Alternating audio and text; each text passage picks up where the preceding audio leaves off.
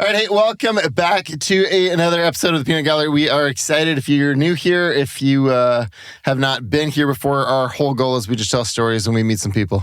I've been in this area my whole life. Most of our staff has been around here our whole lives, and we have some great friends. And so we introduce them. We have some good conversations. So today I got my buddy Fred Froese on the pod. Morning. Morning, guys. Morning. So Fred, one of my favorite memories of you is one of the first times I asked you to pray in church. You remember this moment? Yes. We're going to get to why he's here, but this is one of my favorites. So if you don't know Fred, Fred has opinions. So we were visiting the church, and this is in a time when we had about 60 people. It was a bit more than that. It was probably 63. People. But anyways, carry on. And we were visiting the church because our kids wanted to go to youth over here. And whatever given morning, we were sitting there. And at the time, the teachers were striking. Mm-hmm. And my kids were suffering. Mm-hmm. And I was really mad at our government and our teachers. Right. And I'm sitting there in the back very quietly by myself with my little cute family. And all of a sudden, Albert is like, can somebody pray for the teachers? Fred, stand up. How did I ever stay at this church? I don't know. Very awkward. I was so mad at the teachers, and I had to pray for them. Yeah, well, and I didn't know any of that. I just knew, because I know a lot of your siblings, and so I felt like I knew you. I faked it well. You did good. And shortly after that, the strike ended. I know. So I'm not saying we were the reason, but look at us go. All right. So aside from that, we've known each other for a few years. Fred, can we start just a little bit? Tell me a bit about you. Did you grow up here? Did you guys immigrate? What was little Freddie like? So I'm part of a migrant family. I was born in Cuauhtemoc, Mexico. My family historically has moved back and forth from Mexico to Canada to work, back and forth. At the age of 6, we moved here. So I started grade 1. You're the baby of the family? Yeah. Yeah, there's 7 siblings. I am the baby. It does come out. Yeah. You'll see that as we go here. You'll see that it comes out. So yeah, I went to Stratfordville School. Yep. And not kind of your typical family experience. We worked for Pete Giesbrechts, Abe Lowen, picked strawberries, cucumbers, tomatoes. I think they had blueberries. And I was most likely the spoiled one, the youngest one. I remember sitting on the top of the cucumber machine playing while everyone else, because there were 7 and it's only a 6-row machine. So I enjoyed that. And even at like 13, 14, you were still doing that from my understanding. No. More or less. No. Eventually I did contribute to the family, but I was always a little bit, so I was the caboose. I'm 5 years younger than Jim. Okay. So I was supposed to be mom's little helper at home. And so I got a little bit spoiled. Okay.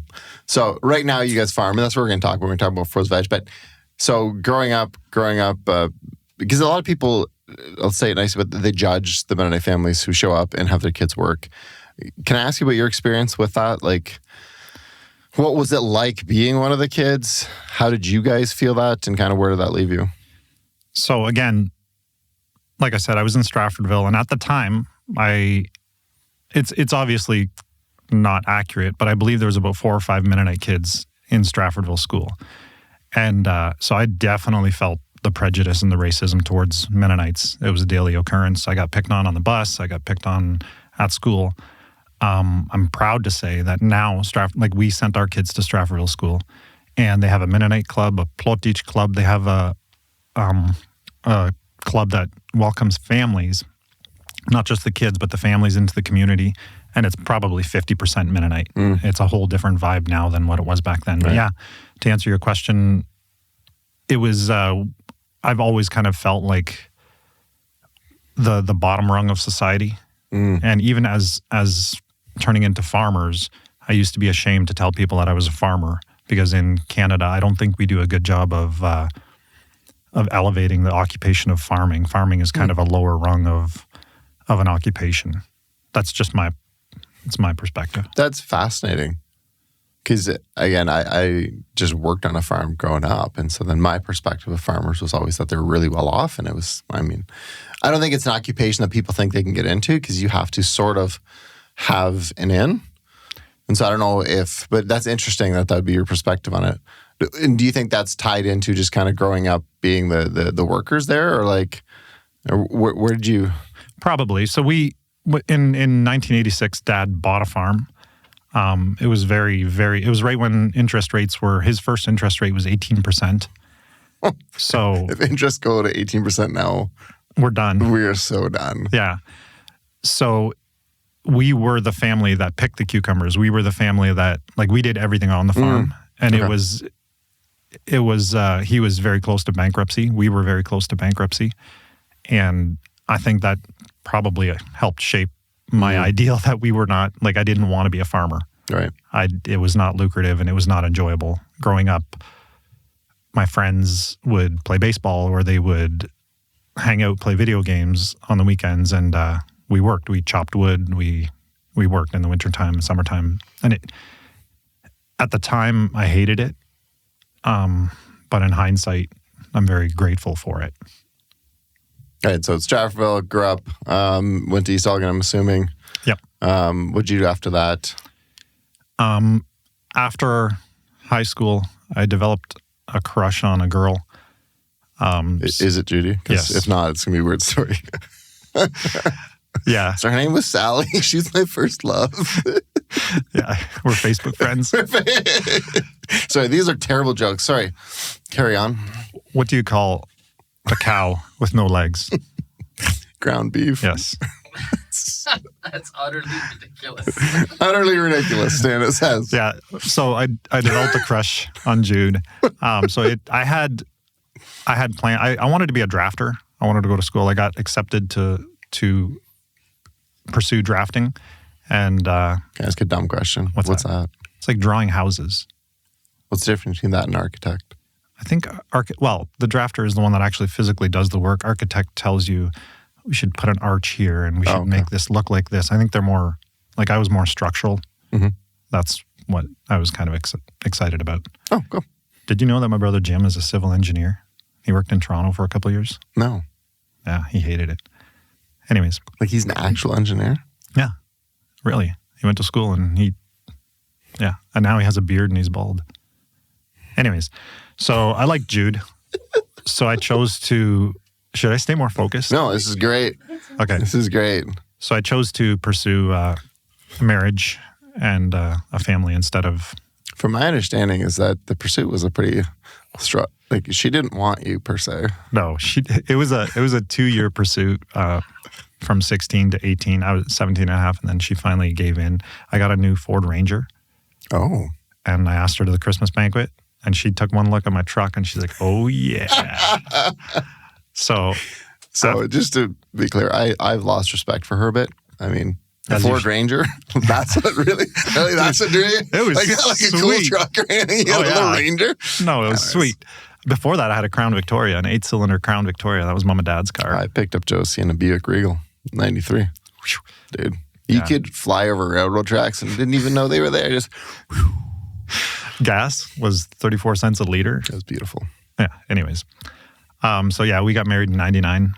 I had a job as a welder. Started as a welder at Marwood Metal in Tillsonburg. Okay, so did you ever pursue drafting? Was there ever any schooling involved or anything? No. Okay. No, and through Marwood, I very quickly became a team leader and a leader. Did just a bunch of leadership courses there. You got some water on your nose. Okay, thanks. I can't look at you seriously. And then I was there for 6 years, and I had some life moments where, like, one of the maintenance guys sat me down. And he's like, "What are you going to do with your life?" I'm like, I'm going to be something. And he's like, "That's what I said. Now it's 35 years later, and I'm still here." And I remember at that moment, I'm like, "No, I'm not. I'm not going to do that." So yeah, after 6 years, I quit my job, and I ran a grading station, and that was the start of our farming career. That's the year that we bought a farm, $320,000 for 101 acres. We've since sold it. And Jude, so we had a 3-year-old and a 1-year-old. And because I was running this grading station, we also farmed. So my wife, Jude, who doesn't know Plotich, this will help you respect her more. I do respect her. So she's my coworker. We had 3 or 4 families working for us, so 3 or 4 wagons. And Jude with a 3-year-old and a 1-year-old, it was 100% her responsibility to manage the farm. So she was out there talking Plotich or whatever language to these workers. She was out there with a 3-year-old and a 1-year-old hooking wagons together with the help of these Mennonite men. She was bringing the cucumbers away every day, 6 days a week with 2 little babies in the car. And somehow she did it. And that was the year we moved. So it was a very intense summer.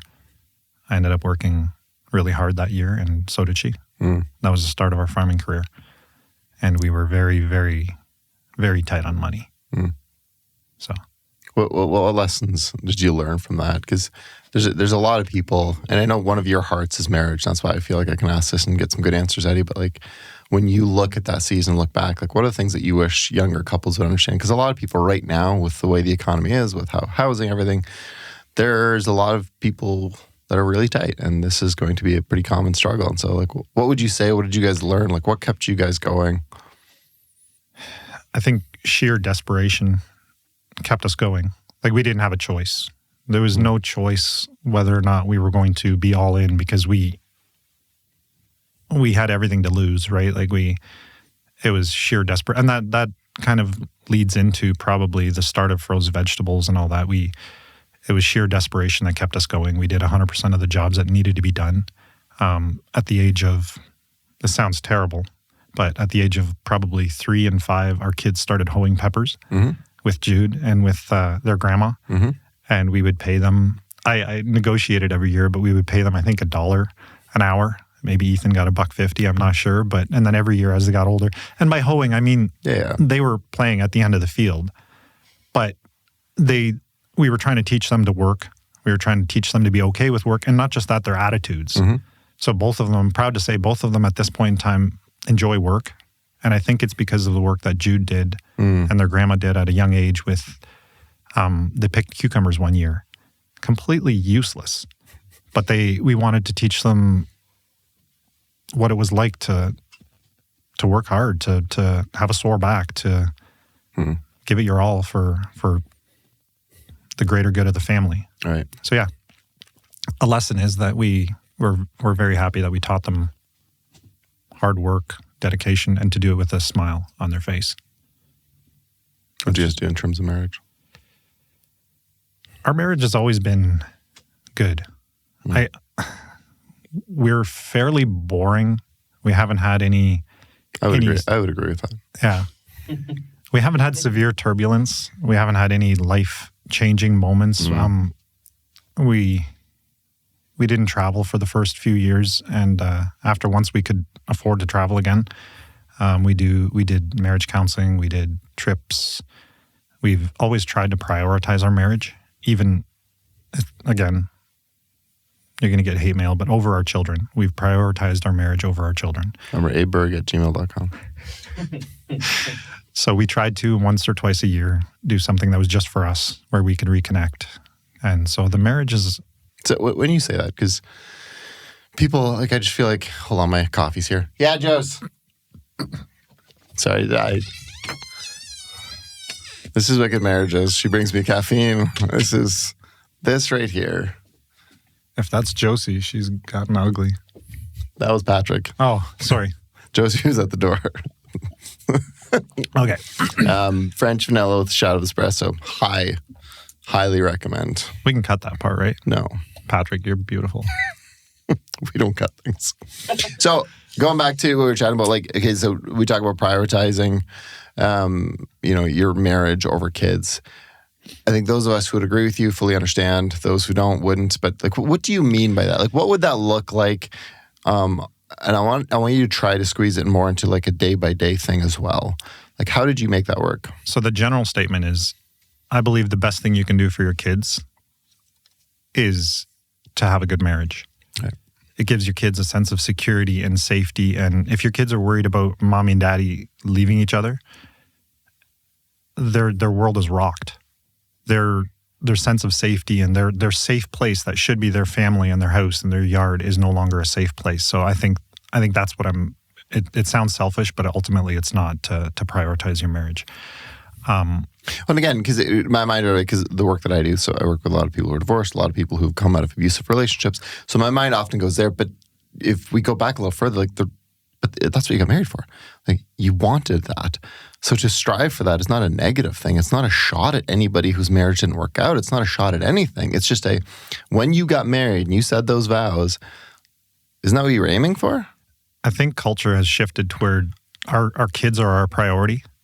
Our kids, whether it's in hockey or baseball or school or whatever, our kids are our number one priority over our spouse. And it's just my opinion. I don't have any, it's anecdotal. That's a good word. That's a good word. When the kids move out, the kids get older, you're stuck with this person that you don't really love and you haven't loved for 20 years. So we wanted to make sure that we've prioritized each other and then gave our kids that safe space to exist in. Right. So how does that look day to day? Are there habits? And your smirk is I don't want to hear about that part of marriage. Like what? I know you well enough. But like what on a day-to-day, because you guys are swamped, you're busy, you're tired. And I know farming is somewhat cyclical, and so it's not like every day is the same. There's really busy seasons, and grading station would be like that. But I feel like people always want to talk about the big events, but I feel like a lot of it's the day-to-day stuff that destroys your marriage. So Jude is very good at celebrating. She celebrates the little things very well. She's very intentional. So she would always take the time to, whether she would come and visit me with an ice cream, or we would celebrate National Taco Day, whenever that is. Like, and she always, interesting. We would take 5-10 minutes out of almost every day to do something to connect and to be intentional about that. And yeah, it's very cyclical, and it's very, very, I was a part of the grading station. This is a little bit later on. A part of the grading station is the trucking portion of it. And so running the grading station was from 3 p.m. till 3 a.m. or whatever that is.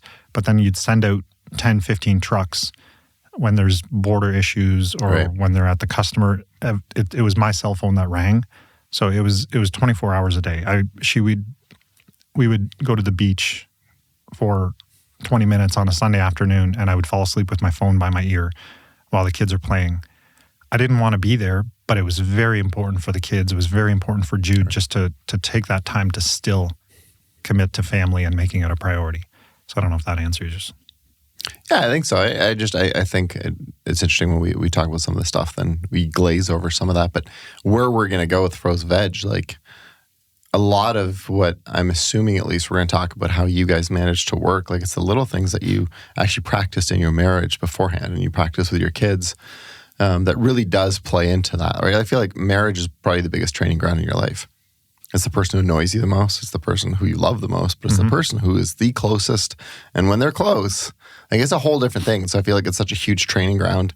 And so sometimes we can say, well, it's, it was because of my work or my training. Or no, a lot of it's the life lessons you learned there and you learned at home. And so I thought it was good to highlight. Okay, so you guys, one of the things that I want to ask, and then we'll get to Froese Veg, but I told you we'll go wherever this kind of. What I'm curious about is, so I know it's hard early on, but you guys are well off now. What's hard about now? Like, what are the challenges you guys currently face? What's the differences? Like, because I feel like and so I'll just say this because I know this for a fact. There's a lot of people who judge your family. There's a lot of people who look at your successes. I hear a lot of their opinions, and that's like anybody who's successful. That's not strange. It's not a shot against Froese, but it is like. And so we talked a little about that early. But what's that like now? And like, because I feel like a lot of people our age, we're in a pretty healthy financial state. I worry about the next generations because whatever. But for us, like, what do you and Jude do now? What does marriage look like now? What does some of those pressures look like? How do you keep your head in a healthy place now? That's a very open-ended question. Yes. Do you want me to be more strict? Specifically, how did wealth change you? So it's an interesting wealth because so we invested very heavily in land, Jude and I personally, and by heavily, I mean not that heavily. Like as much as you could. It was heavy. As much as we could. The bank looked at us and said, "No more, go away." No more. And we horse wrangled to get our mortgages. We got denied our first mortgage at Royal Bank. We ended up going to MS, like the Kindred, which was Mennonite Savings at the time. Met in the back of the old MCS building in an office the size of 4x6, smelled like fart. They approved us for our first mortgage, and it was everything we could do. After that, every farm we bought we were maxed out. And our opinion was just if we can make our mortgage payments, if we can just make it through one more year, if we can just make the mortgage payment, then that's putting money away for our future. So that leads me to now, like we bought our first farm for $320,000. It was $2,000 an acre is what the value of the land was and then the house and the barns and stuff. Right. And right now land is around $22,000 to $25,000 an acre. So it's 10x. Right. So it's not, we didn't invest in crypto. We didn't make really good choices. We made good choices by investing heavily in land. And that has turned into now later on in life, being able to have more equity. Mm-hmm. Mm-hmm. But it's a weird kind of place to be. Like our line of credit is $275,000 and we're used to being maxed out. We don't have money in the bank. My TFSA has, I don't know if there's zero or if there's $60 in it or whatever. Our RSPs don't exist. We don't have a savings account. There isn't one. So our value is in our land. And when we go to sell it, if eventually we go to sell it, then that's when your perceived wealth shows up. Right. But because land has done what it's done, it has allowed us to be a little more free with our financial choices. Sure it is. We do travel more now. And I bought a new tractor, which is really nice. It's really pretty. Is it AI? Because I feel like you guys barely do anything. I think most of Farmers Pride should be gone because all of it's computerized. It's almost AI. It's really cool. You can program it and it'll like turn around at the end, hit a button, and it'll do everything for you. It'll drop the implement. It'll do the thing. It'll start your planting. It'll drive by itself. If you program a rock in the middle of the field, it'll go around the rock. And then next year you go to that field, hit a button, and it's all in there. It's really cool. Talk about, I'm dragging you all over the place, so I know. I feel like we're not chronological at all. We're not, but listen. Okay. No, let's go to Froese Veg. Let's do that. Let's talk about it. Okay, so you guys, we can come back to some of this other stuff later. You guys, one of the things that has always amazed me about you guys, and again, I'm an outsider looking in. So your brother Jim was my youth pastor, and so then I've known Dan and you, and I've known most of the family in some capacity, but we've never been like best buddies or anything. So I am still to a large degree an outsider, but from an outsider's perspective, one of the things that's really amazed me is that you guys as a family managed to work together.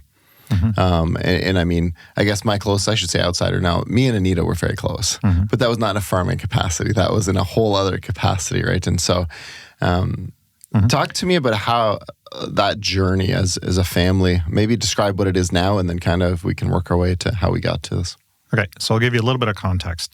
So Dad started farming in 1986. So Dad kind of started a grading station. Not kind of, he did start a grading station. He had a business partner, and when it was tumultuous, so eventually it was just Dad. Mm-hmm. So growing up, we would work at the grading station. We would pick cucumbers. We would pick tomatoes. We went to the Toronto food terminal. You'd leave at like 1 o'clock in the morning, be there at 3 o'clock in the morning, and you sell to the restaurant owners and grocery stores. And so Dad kind of built up this business. And 2004, when I quit my job, we created Froese Veg. So the 7 children had all more or less started farming in some capacity, and that was Dad's dream. So 2004, we got incorporated, started Froese Veg, and there was 7 equal shareholders. So my 3 brother-in-laws and my 3 brothers, and we're 100% equal. So it was kind of all in, and it was a no equity type of thing. We wanted to facilitate growth when we would pursue Heinz or Vlasic or Mount Olive. If I go to them myself, they're going to look at me and not answer the phone. But if I can represent a group of farmers and a large volume of crop, right. So that got us in some doors. We just literally cold called, me and Dan, cold called so many people. And eventually we landed our first contract. And eventually that kind of helped us Dad wanted to kind of slow down a little bit more, and we needed to grow the business. So that's kind of the inception of Froese Veg. 2004. So Was there a model you guys used? Was there fear going into this, or was it more still like this is the only way we'll survive, and so we're stuck doing this? Or like, what's the motive of that? Because it's so rare.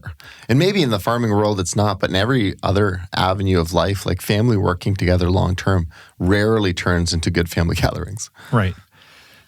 Yeah, there was always a priority on family. The Froese family, for some reason, has always prioritized family. So even though we would work together, especially the male side of it, and the women were involved. They were involved with the day-to-day operations, but predominantly I see my brother-in-laws and my brothers on a daily basis, 6 days a week. We would still prioritize family very, very strongly. Our motto right from the start was blessed by God. It's on our pens, it's on our letterhead or whatever. And I think having been through every single job, having been through the dirtiest cucumber picking, hard labor jobs, I don't know, it made us see farming a little bit differently than if you were just to start today and you were the boss. So I did not answer your question, but okay, I've actually got a good answer here for you. My dad, his vision and his dream was for his kids to farm. And a part of that vision and dream, so there was a little variety store on Jackson Line and Highway 19, little variety store. And it was back in the day when he had an account, a tab, and I would go there and I would buy like chocolate bars and just put it on Dad's account. Yeah. They had coffee. And so Dad would go there 9 o'clock in the morning. He would get a coffee for every single one of his children, the people that were working on the farm. And he mandated that we would stop what we were doing, get together for 10 minutes and have a coffee. He did that at 3 o'clock and at 9 o'clock every morning. He would go buy coffee. If you missed or if you weren't there, you got a phone call. Hey, where are you? Well, Dad, I'm working 12 hours a day. You need to stop and come for coffee. He instilled that in us very, very strongly. And this kept going to within like 20 years later. If you're not at the office for coffee, so fast forward to now we have a physical building and a boardroom and a coffee machine. We get together every morning at 9 and have a coffee. And if a few years ago, if you didn't show up for 2 days in a row, Dad would call you. What's going on? Where are you?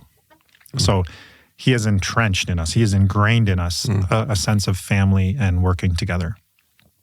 He's a man of few words, but board meetings sometimes get heated in a good way.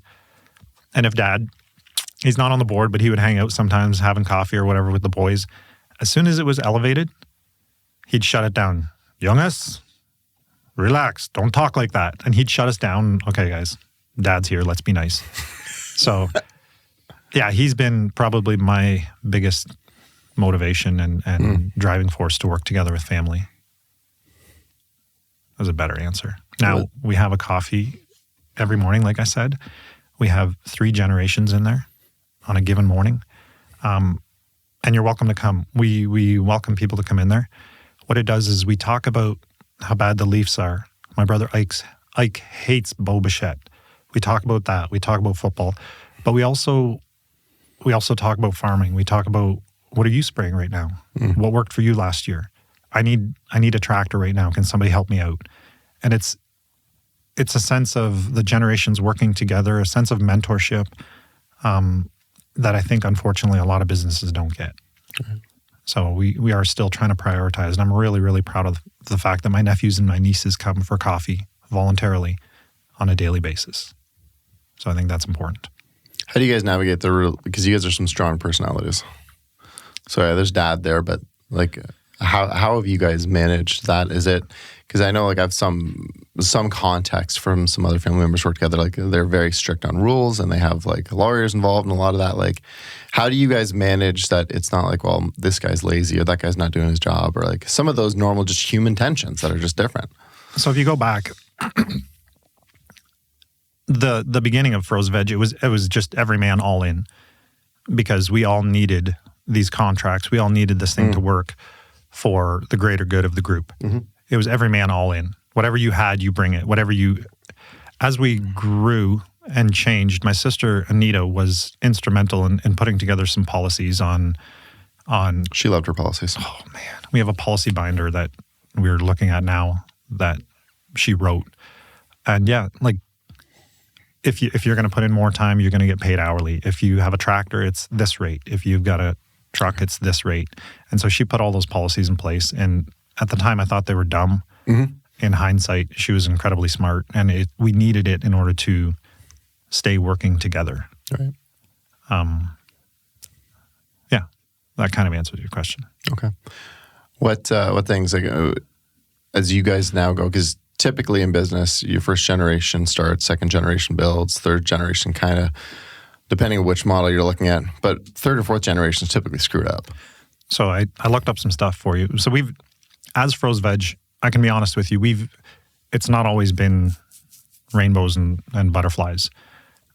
Is that a farming analogy? Like, do you guys grow rainbows and butterflies? Pastors would know. No, it's been, we've had times where we've had to work on getting along. We've done Caring for the Heart with Bob and Gwen as Froese Veg. We've hired a consultant, I think his name was Peter Fast, as a group. We've had industry leaders. We've had Will come talk to us. We've had Peter Rempel come talk to us from Remtech. We've had industry leaders come and talk to us so that we can learn from them and garner some of their wisdom. And in both how to run a spiritual business and how to run a family business. So the numbers, only 30% of businesses survive succession planning from the first generation to the second generation. Only 12% of businesses survive to the third generation. So we're now at that third generation where we're trying incredibly hard to shape the business so that they can succeed and that they can take over. So that's kind of so there's the seven of us. Some of us are a little bit older, some are a little bit younger, but retirement is in the future. So we need to make sure we put things in place to where they can thrive. The next generation can thrive.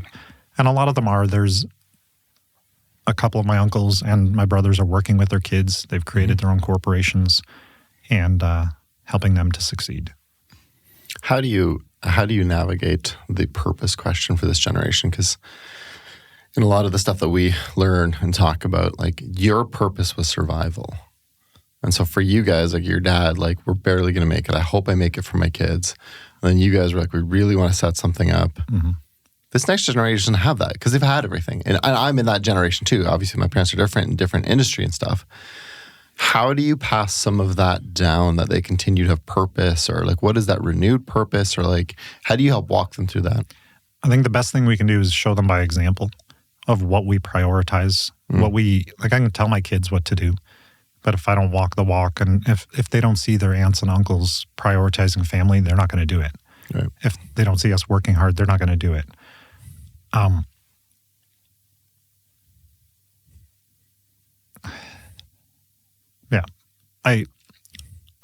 Our purpose as Froese Veg has not just been 100% to benefit ourselves. Our goal has been to benefit the community. Our goal has been to benefit the farmers in the area and to facilitate a way to allow the farmers to grow and thrive. And not just the farmers, the workers. The amount of revenue that runs through the cucumber grading station is millions every year. And that goes directly to the farmers in the area, which then goes to the workers in the area, the Mennonite families, the community. And I have no idea if I would add up how much money a year would run through our facility. We don't get to keep much of it, right? But it stimulates the economy a lot. Right. So our goal has been the community and the greater Mennonite community. Okay. Not just Mennonites. We have a lot of farmers that aren't Mennonites. Yeah, no, I know. But again, that's kind of your original circles. And I think there's always a little bit of a connection there because a lot of us have family who came up like that and we came up like that. And so there's a bit of a deep connection there that it's healthy. It's good. Can I give you an example of a story that, so at the grading station, we employ 40 people seasonally, and then there's lots of cucumber work and pepper work and stuff out in the field. my brother Dan, who is the driving force of the company, always has been, always will be.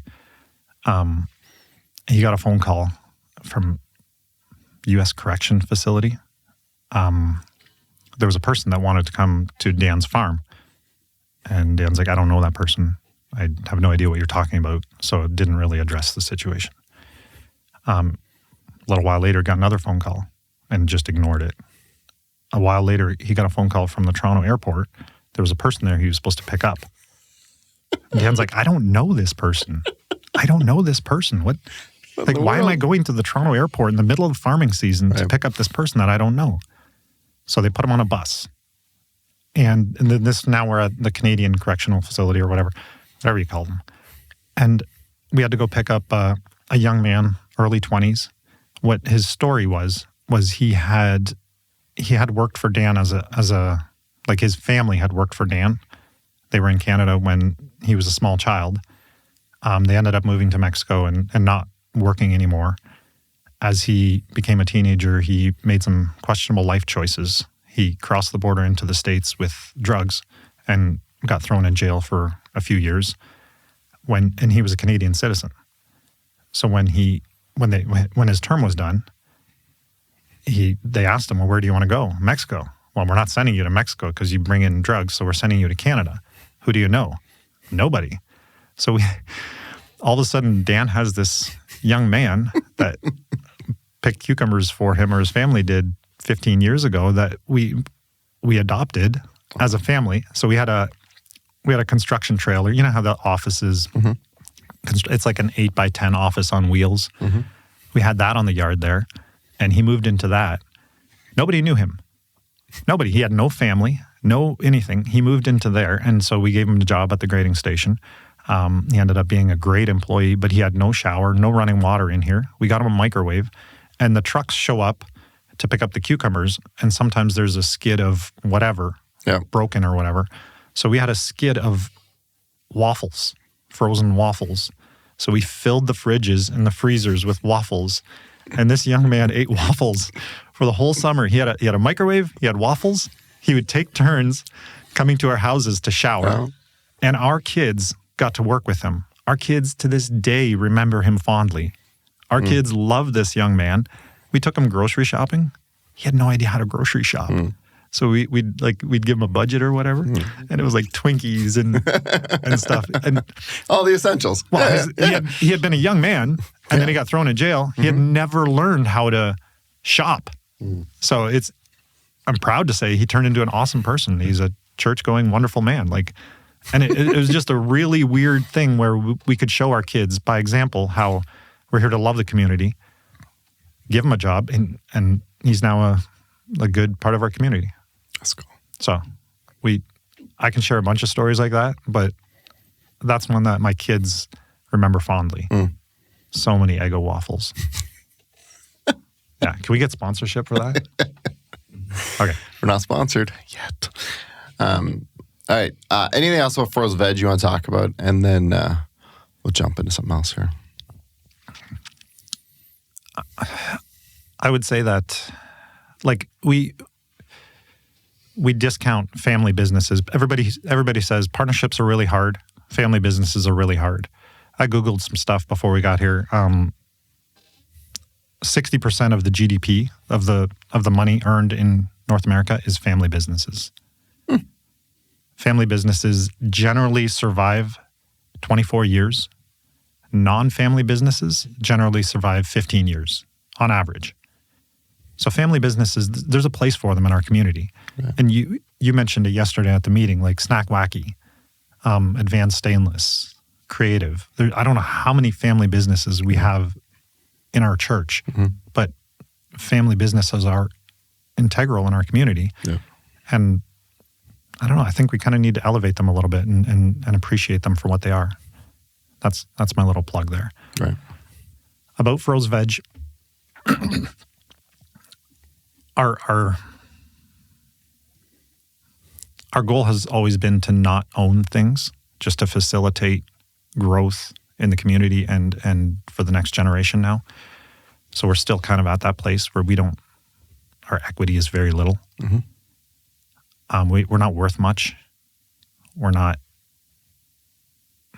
rich at all, but it has become a breeding ground for mentorship and for community and for teaching, guidance, things like that.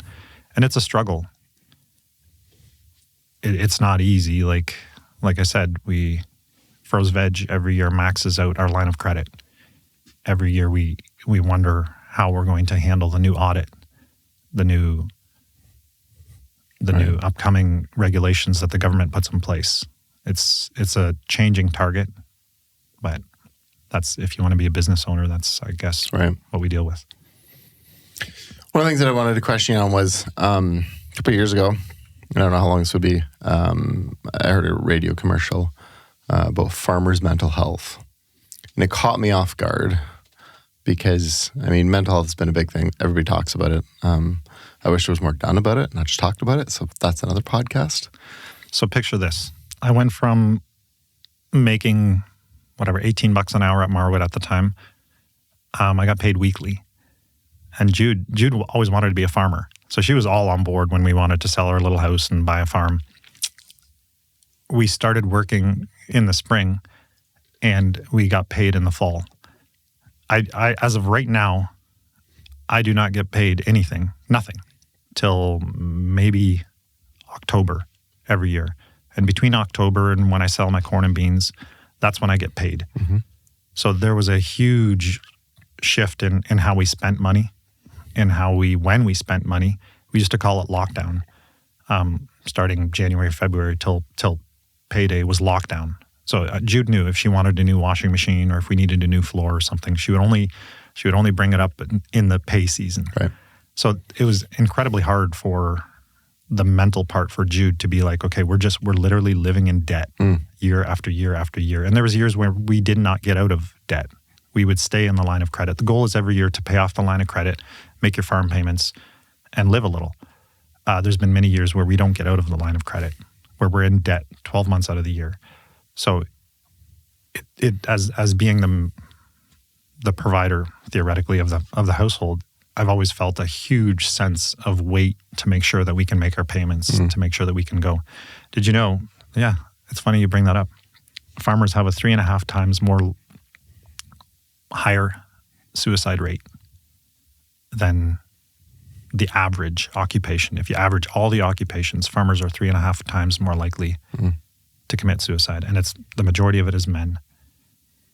So is that and you're not a mental health expert here, but you're a farmer. So is that the pressure of the constant? But I also feel like a lot of farmers are isolated. If you're not in a family industry, like if you don't have the 9 a.m. things, like you would just endlessly be driving, endlessly be working. Is it a combination of everything?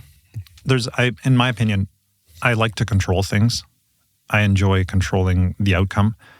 And with farming, there's a lot of things that I can't control. And I don't handle that well. Whether we kid about the praying for rain part of it, whether it doesn't rain or whether there's a new disease or whether there's government regulations or a truck gets stuck at the border. And there's a lot that I can't control. And it's incredibly hard for me to handle that. I want to control the fertilizer, the planting dates, the soil conditions. I want to control that. And then there's just so much that I cannot control. And my livelihood depends on it. Right. My children's livelihood depends on it. So in my opinion, that's one of the things. It's also incredibly, like you said, there's times where you wake up and you get to choose what you want to do. It's nice. It's really nice. And there's times of the year where you wake up and you do what you have to do. You have no choice. And you're going to keep going until it's done. That was more early on in our farming. But it is hard. It's a hard thing to know that you don't have a choice. Right. So, can I tell you another story? Mm-hmm. At the beginning of our Froese Veg, because out of necessity, we would grow peppers, 7 of us together. We would go to the field. We couldn't afford to hire people, so the peppers have been picked, and we would load them ourselves. So we would all go there with wagons, with our trucks, park on the field. Somebody's driving tractor. We're all loading the peppers, hook them up to our trucks. And so we had just pulling off the field, and all of a sudden Ike had hooked up his wagons. He gets into his truck. All of a sudden he gets out of his truck, and then he starts shoveling dirt by hand. He starts shoveling dirt into his cab. Oh, jeez. And he's like, you could tell like there was a cloud going on. So we kind of pulled over and like, what's going on? Why are you shoveling dirt into your truck? So while we were loading, there's always Jimmy John's, there's always portables. One of the workers had went behind his truck and took a dump. And right when he got into his truck, he stepped in it and put it into his truck. And he was, it's such a fond memory. So much joy. So much joy. So, yeah, he had... I thought the truck was maybe on... I was like trying to imagine where the story was going. No, he was trying to cover up the... You can cut that. It brings me joy. So, yes, there was a time where we did everything. There was nothing we didn't do. Yep. Anita was a secretary. Jude's been a secretary. Mary has been a secretary. We've done food safety. We've done audits. Mm-hmm. We've done all of it. There was nothing we didn't do. We were the forklift drivers. We were the truck drivers. We were the everything. And as we've grown and changed, we're at a point now where we hire forklift drivers. We hire loaders. We now have 50 some odd Jamaicans that work for us every year. This is the 5th year, and we're developing relationships with them. And it's a different style of more corporate farming, but that's kind of the evolution of what we've done. Right. Very cool. Anything else you want people to understand about farmers that you feel like, man, I get misunderstood about this all the time? It's dangerous. Here's my next stat. Farming is dangerous. Fatality rate of 5 to 7 times higher than the average industry. So take all the industries, you're 5 to 7 times more likely to die. So it's serious. Like physical harm, death is something that we have to be aware of and be careful of. Right. People don't consider farming to be dangerous, but unfortunately it is. Right. What else do I want people to know? I know farmers are never rich. Listen, Linda. I just like triggering people sometimes, and so here we are. You don't have to. It was just a joke. Carry on. No, you guys do very well investing in land and things of that nature, and I just love chirping you guys because I have so many friends that are farmers, and I get a good reaction most of the time. But did you want to defend yourself with that? No, I understand it, and it used to trigger me more than now. I feel like if you want to farm, you can. Like I'll help. Did you say cosign? I know I was about to. You were about to say cosign. I'm not gonna.